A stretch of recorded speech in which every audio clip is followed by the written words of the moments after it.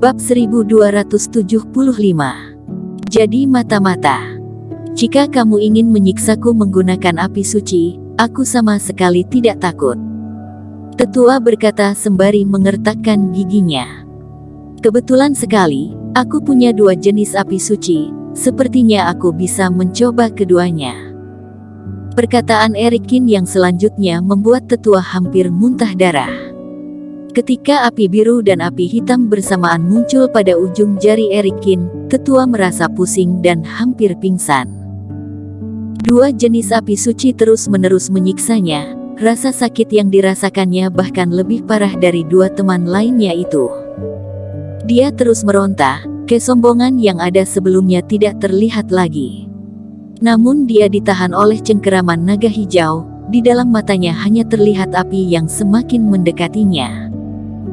Pada saat ini, tetua menyadari bahwa segel yang baru saja dibuat Erikin membuat dia tidak dapat meledakkan dirinya sendiri. Tenang saja, aku tidak akan langsung membunuhmu, kita punya waktu dan bisa bermain pelan-pelan, kata Erikin. Tidak banyak orang baik yang bergabung dalam aliansi bayangan, lagi pula dia jelas tidak mengenal Deani Liu. Dia hanya menerima uang dan membunuh orang sesuai yang diperintahkan. Erikin juga tidak perlu sungkan. Akhirnya tetua sudah pasrah. Jangan menyiksaku. Aku akan membuka kerohanianku. Kamu bisa melihat dan melakukan apapun yang kamu inginkan. Tidak perlu begini. Aku tidak menyangka kamu akan tepar terlebih dahulu sebelum aku mulai melakukan apapun. Erikin tersenyum dan bergegas memadamkan api suci. Namun aku tidak akan menyelidiki kerohanianmu, itu akan berbahaya. Kamu cukup menyampaikan semua hal yang kamu ketahui mengenai aliansi bayangan dan wanita itu. Jangan mengatakan bahwa kamu tidak bisa memisahkan kerohanian. Aku bisa, aku akan mengirim semua yang aku ketahui ke dalam laut kesadaranmu. Dalam hati, tetua memarahi Erikin yang berperilaku licik. Jika kerohanian Erikin menyerbu ke dalam laut kesadaran tetua, maka tetua memiliki beberapa cara untuk menggunakan penahanan kerohaniannya sebagai ancaman. Aku tahu apa yang sedang kamu pikirkan, namun aku punya cara untuk melihat gambaran kerohanian yang kamu keluarkan itu asli atau palsu. Kesabaranku ada batasnya, aku menyarankan kamu agar bisa mempertimbangkannya dengan baik. Perkataan Erikin membuat tetua ketakutan. Meskipun orang ini tidak berkultivasi tinggi, namun dia memiliki naga hijau dan api suci ganda. Tetua tidak punya nyali untuk melakukan apapun. Lagi pula hal yang dia ketahui mengenai aliansi bayangan dan wanita itu bukanlah rahasia besar. Jika dia menyerahkan gambaran kerohaniannya, maka Erikin bisa mengetahui sedikit gambaran mengenai kejadian ini. Mengenai Deani Liu, Erikin sangat mengaguminya. Deani Liu bahkan mampu menyelinap ke dalam keluarga Song dan diam-diam mendengar rahasia keluarga Song mengenai pemakaman di Tanah Suci kemudian menjualnya kepada keluarga Cai dengan harga tinggi. Saat keluarga Cai masih berada di alam suci, dia telah mengumumkan kepada semuanya.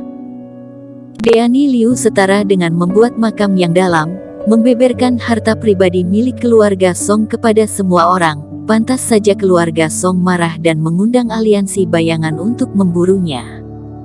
100 koin emas ungu sama dengan 10 miliar koin roh. Erikin menggelengkan kepalanya, bahkan dirinya bisa sedikit tergoda saat melihat uang ini, apalagi orang-orang yang sudah terbiasa menjalankan tugas gelap seperti ini. Kemudian Erikin juga sudah tahu bagaimana cara aliansi bayangan memburu Deani Liu. Mereka mengandalkan token, seluruh anggota aliansi bayangan, kemudian menerima instruksi melalui token. Setelah menerima tugas, informasi lokasi Deani Liu akan muncul kemudian pemburuan akan dimulai.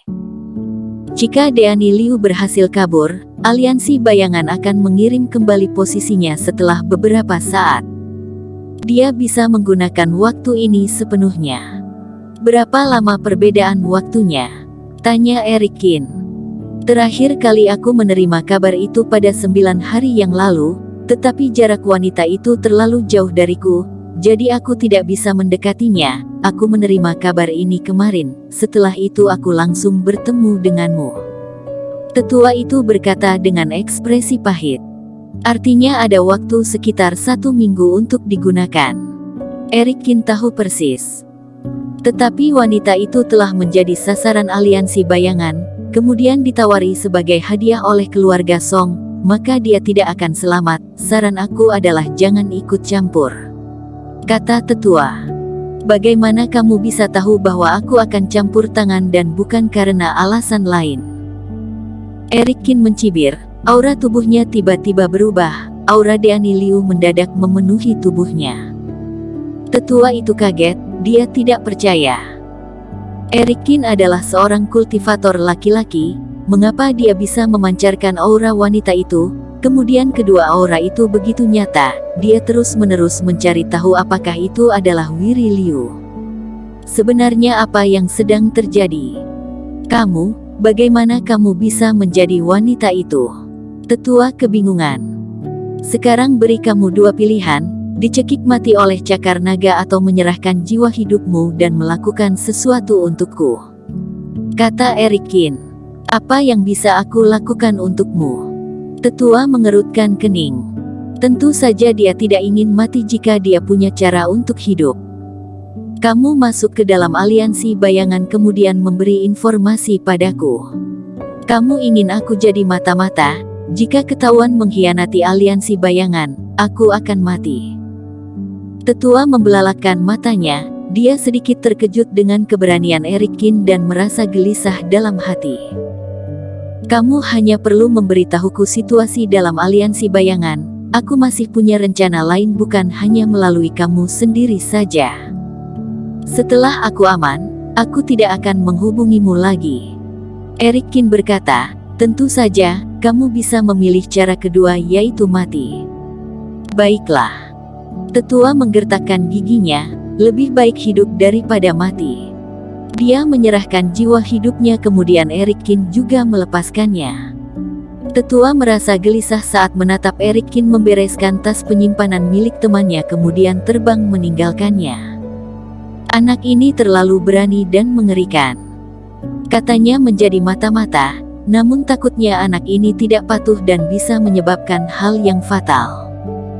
Tetapi jiwa hidupnya sedang berada dalam ancaman, jadi dia tidak memiliki pilihan lain, dia hanya bisa menghadapinya. 2 hari kemudian, Eric Kin tidak berhenti lagi dan terus menelusuri.